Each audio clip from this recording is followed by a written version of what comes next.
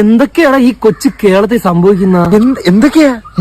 എന്താ പറ, എനിക്കറിയില്ല. സോഷ്യൽ മീഡിയ വഴി മതവിദ്വേഷ പ്രചാരണം നടത്തിയ ആൾ പിടിയിൽ. മലപ്പുറം കുറ്റിപ്പുറം സ്വദേശി ശ്രീജിത്താണ് അറസ്റ്റിലായത്.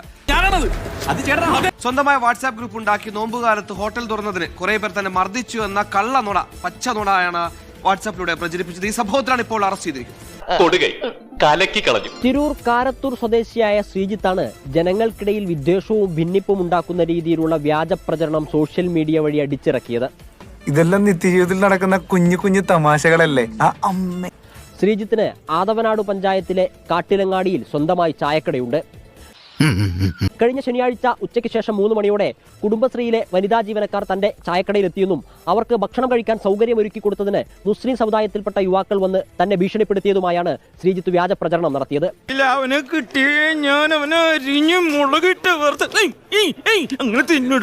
മാത്രമല്ല തന്റെ കട പൂട്ടിച്ചുവെന്നും കട പിന്നീട് തുറക്കാതിരിക്കാൻ ഭീഷണിപ്പെടുത്തിയെന്നും ശ്രീജിത്ത് പറയുന്നു.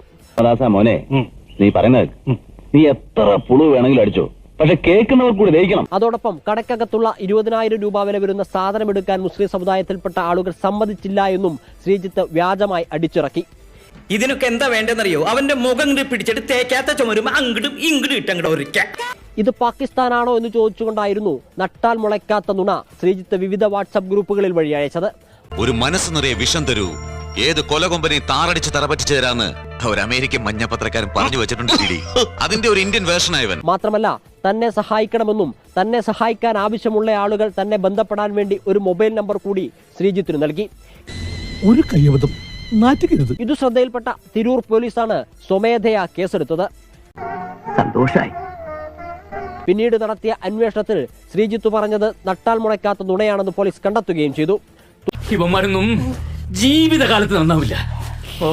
തുടർന്ന് അറസ്റ്റ് ചെയ്ത ശ്രീജിത്തിനെ റിമാൻഡ് ചെയ്തിട്ടുണ്ട്. കൈവച്ചല്ലോ, ഇനി ആർക്കും പരാതിയില്ലല്ലോ. ഇതൊരു കാര്യം മറ്റേടത്ത് ഐഡിയ ആയി പോയി. അവിടുന്നും കിട്ടി ഇവിടുന്നും കിട്ടി. എല്ലാവർക്കും സമാധാനമായല്ലോ. എന്നാ കാണാം.